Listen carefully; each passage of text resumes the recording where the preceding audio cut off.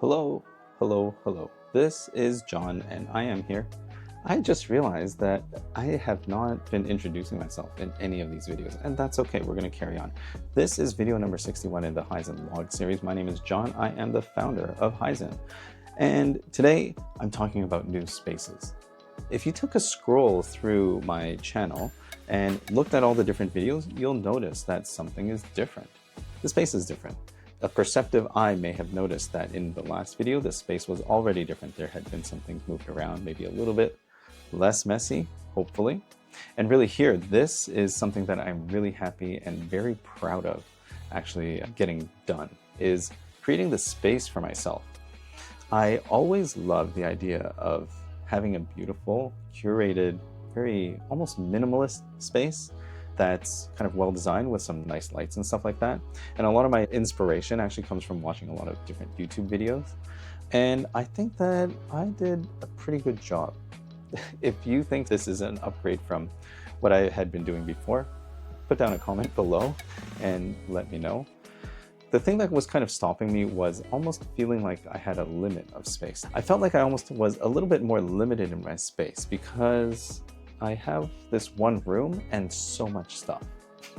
And part of having all of those things is actually my problem. And I realized that as I was feeling this push, this pull to create some new space, it was actually lining up with how I was beginning to create new space mentally in my own mind, and then physically when I was outside in the garden, looking at, number one, all of the different thoughts that are kind of like taking up space and cluttering the thought process that's keeping me from moving forward.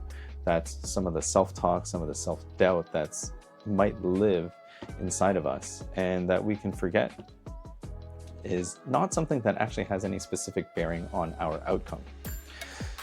Also thinking and looking, really understanding how important space is for plants to thrive. I'm looking at outside and basically I haven't been really taking care of the garden for the last long time.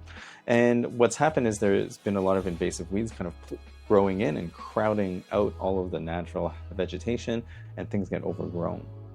And as I'm like clearing up that space, it just made me realize how important space is. Is this something that you understand? So that's kind of where I went into kind of this whole cleanup and just rearranging this office. One of the things that I've done a lot actually around the house is rearrange our spaces in a number of different ways. And part of that was just to have kind of like a new flow or a new vibe in the room.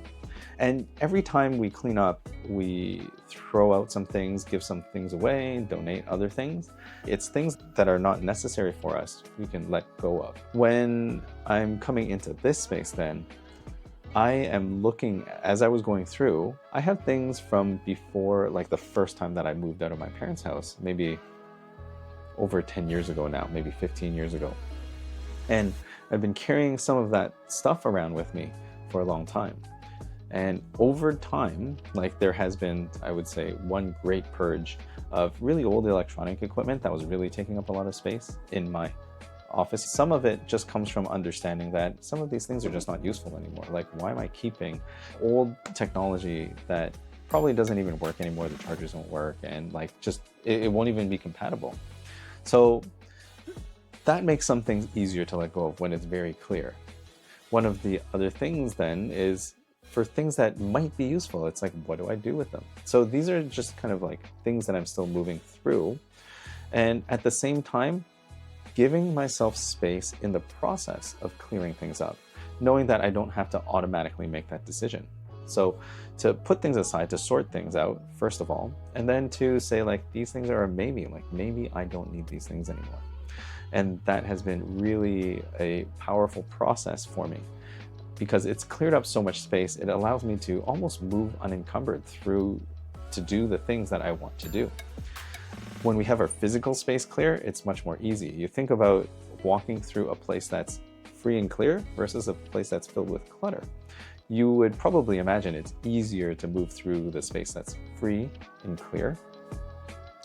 And It's much the same way mentally speaking, like when we have too many things in our mind, or we're holding on to things that are not ours to hold on to, then it can become challenging to do the things that we need to do. And then it's very easy to become overwhelmed. It's very easy to get burnt out, and you're just basically doing too much. One of the things that all of this reflection has really made me consider is the idea of presence, first of all, because that, I think, was where I had started to think about presence, to be able to exist in a space.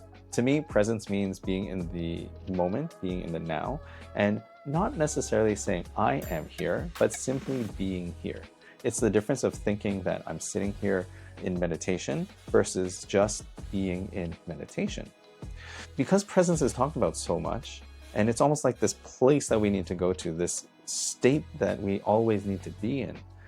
Thinking about that, it's almost like you can begin to clutter your mind with the idea that you need to be in presence. And then because you're thinking about being in presence, you're no longer in presence. So what's the opposite of presence?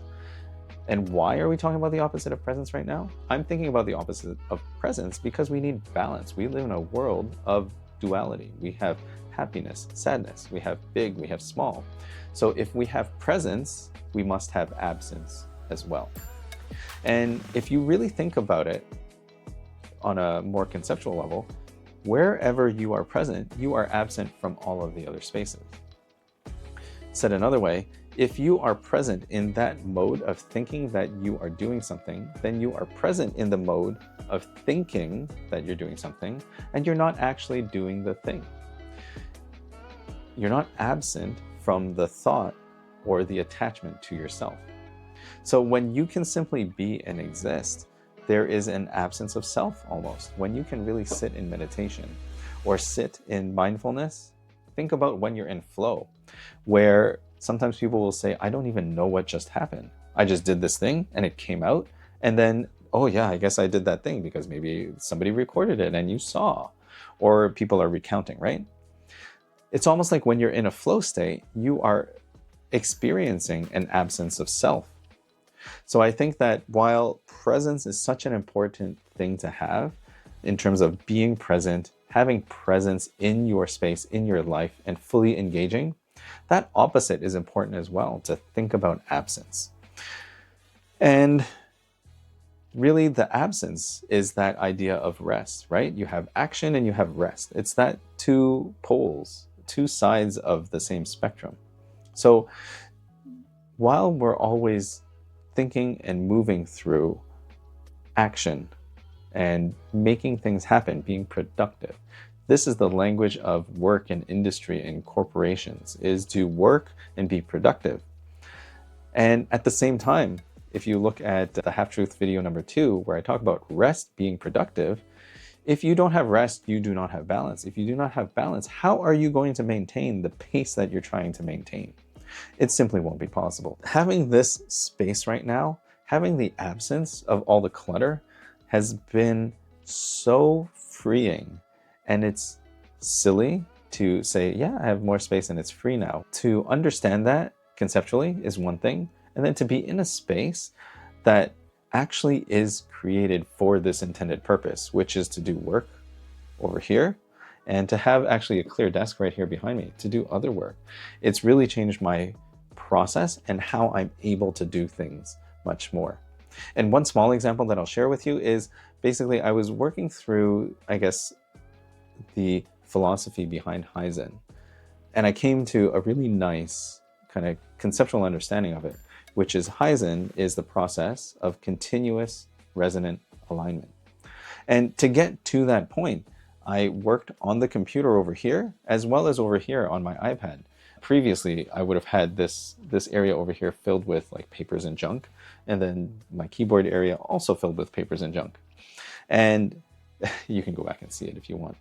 But now I have the space to work on the computer and do some work. And that was that session, to be able to kind of move freely and transition between different medium, different technologies, different kind of modes of creation, just allowed me that flexibility.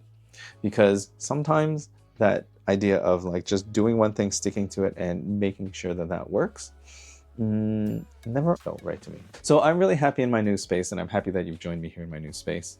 Today's question for you is, where do you need to make space in your life? So with that, we'll see you in the next video. Thank you for your cooperation.